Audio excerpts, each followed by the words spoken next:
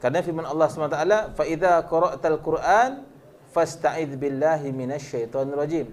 Ayat ini menunjukkan kepada apa? Fa idza qara'tal Qur'an, bila mana kamu telah membaca Quran. Qara'ta tu maksudnya dari sudut fa'il apa? Fa'il madhi, telah berlaku. Maka hendaklah engkau meminta perlindungan kepada Allah Ta'ala daripada syaitan yang kena rejam.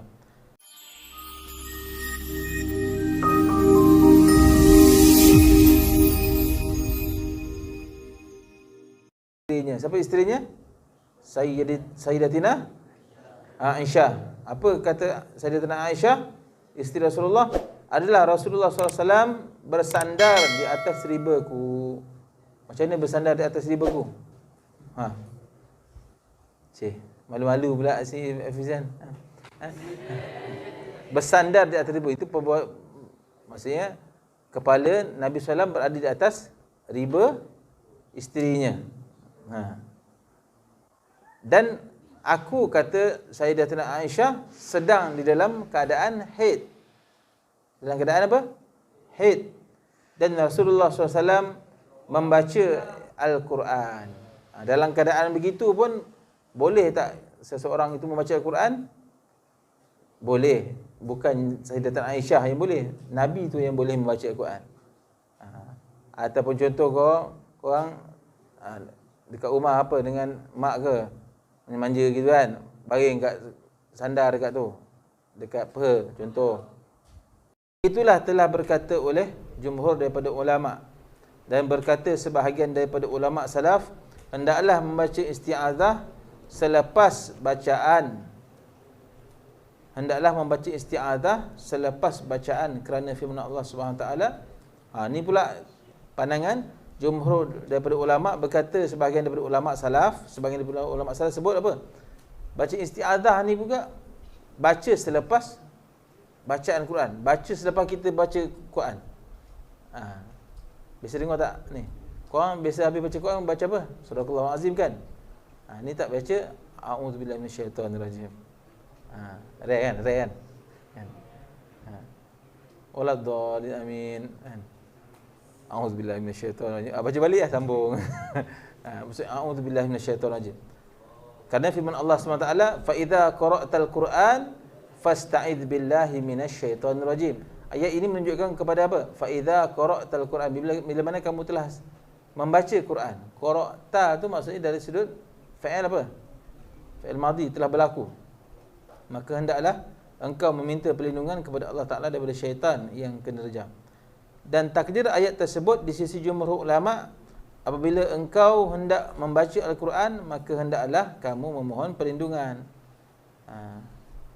Di sini ulama dia menghuraikan ayat ni, dia menyatakan bahawa apabila engkau hendak membaca Quran. Ayat ini menunjukkan kepada apa?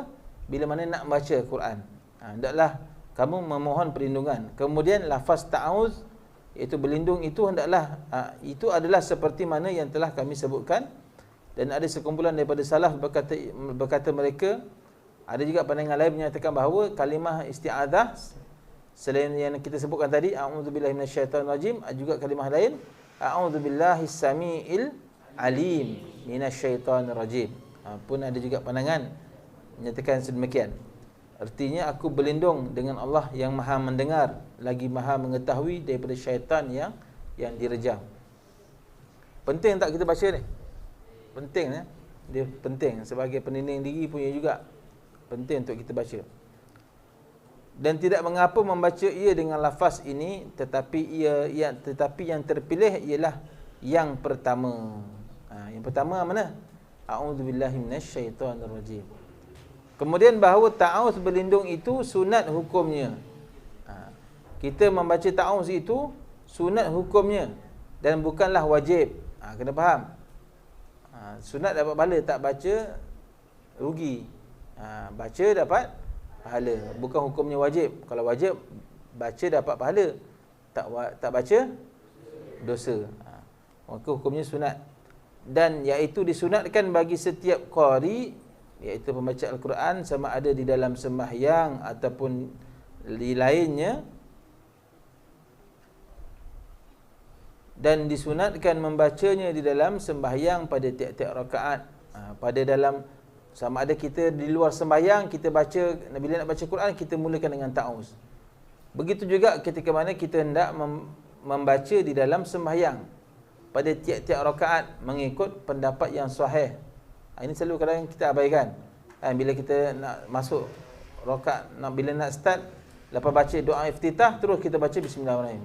Kita ambil mulakan dengan isti'adzah. Nanti kita sembahyang zuhur, mulakan, jangan ada yang tertinggal. A'udzubillahi minasyaitonirrajim, bismillahirrahmanirrahim. Baru kita baca Al-Fatihah. Masuk rakaat kedua pun sama. Allahu Akbar. Lepas tu terus nak mulakan bismillah. Mulakan dengan a'udzubillah. Biasa kan begitu. Pendapat yang sahih daripada dua wajah, pendapat di sisi ulama kami. Dan mengikut pendapat yang kedua, hanya disunatkan pada rakaat yang pertama saja. Ini pendapat yang kedua dengan menyatakan bahawa sunat dibaca pada rakaat yang pertama saja. Maka jika ia meninggalkannya pada rakaat pertama, bolehlah ia mendatangkannya pada rakaat yang kedua. Dan disunatkan ta'awuz, berlindung pada takbir yang pertama daripada sembahyang jenazah. Sunat ta'awuz, kita baca ta'awuz itu pada takbir yang pertama daripada sembahyang jenazah. Sembahyang jenazah. Rakaat pertama baca apa? Rakaat pertama pula. Takbir yang pertama baca apa? Sembahyang jenazah, Al-Fatihah kan. Maka kita baca ta'awuz mengikut pendapat yang asal daripada dua wajah pendapat. Dan sayugialah bagi qari pembaca Al-Quran itu mengekalkan bacaan bismillahirrahmanirrahim. Mengekalkan bacaan bismillahirrahmanirrahim pada awal tiap-tiap surah selain daripada surah apa? Surah At-Taubah ataupun kita sebagai surah Bara'ah. Kerana kebanyakan ulama berpendapat bahawa sesungguhnya bismillah itu satu ayat yang dituliskan di dalam mushaf dan dituliskan pada awal tiap-tiap surah selain Bara'ah. Dan apabila membacanya bismillah adalah ia sudah yakin bahawa ia telah menghatamkan ataupun telah membaca surah dengan sempurnanya. Maka apabila ia meninggalkan bismillah, bermakna ia telah meninggalkan sebahagian daripada Al-Quran di sisi kebanyakan ulama. Sebab bismillah itu pada setiap surah telah ditulis. Maka walaupun dia tak ada sebahagian, tak dimasukkan sebagai ayat, tetapi dia termasuk di dalam tulisan. Maka disunatkan kita membacanya. Dan kita dikira sempurna bila mana kita baca Quran, kita mulakan dengan bismillahirrahmanirrahim selain daripada surah Bara'ah, surah At-Taubah itu. Maka apabila ia meninggalkan bismillah, bermakna ia telah meninggalkan sebahagian daripada Al-Quran di sisi kebanyakan ulama. Maka jika adalah bacaannya itu berbentuk wazifah ataupun tugas yang diberi upah supaya membaca baginya, seperti qadar asba' 7 bahagian atau seperti juzuk-juzuk yang tertentu yang diberi upah daripada harta-harta wakaf dan rezeki-rezeki yang lain, dan adalah mengambil berat dengan membaca bismillah, itu amat perlu supaya yakin bahawa ia telah menghabiskan bacaannya. Dan kalaulah ia meninggalkannya, tidak membacanya, maka tidaklah ia berhak menerima sesuatu daripada harta wakaf itu di sisi yang mengatakan bahawa bismillah itu satu ayat daripada awal surah. Ini panjanglah pembahasannya. Maksudnya kalau malah dia ambil berat tentang bila mana ada sebahagian yang menyatakan bahawa bismillah itu satu ayat daripada awal surah, maka kalau sekiranya dia ambil upah, orang suruh ambil upah baca Quran, ada setengahnya, maka kalau tak dibaca bismillah ini, tak boleh dia ambil upah tersebut.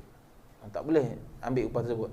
Dan inilah satu masalah yang halus lagi bernilai, yang amat dituntut supaya diambil perhatian dengannya dan supaya disebarkannya kepada umum. Maksud nak beritahunya bahawa pentingnya kita memulakan bacaan dengan ta'awuz, kemudian kita menyambung dengan bismillahirrahmanirrahim. Maka dua kalimah ini merupakan kalimah yang penting di mana setiap kali kita nak mulakan membaca Al-Quran. Wallahu ta'ala alam. Mudah-mudahan sedikit perkongsian pada petang ini, walaupun kecil, tapi perlulah kita amalkan. Sebab kita ni sentiasa bergumam Quran, kalau kita dapat amalkan, sekurang-kurangnya kita dapat memahami tentang tuntutan perkara tersebut. Wallahu ta'ala alam. Sekian saja aku qad astaghfirullahal azim li wa lakum. Wassalamualaikum warahmatullahi taala wabarakatuh.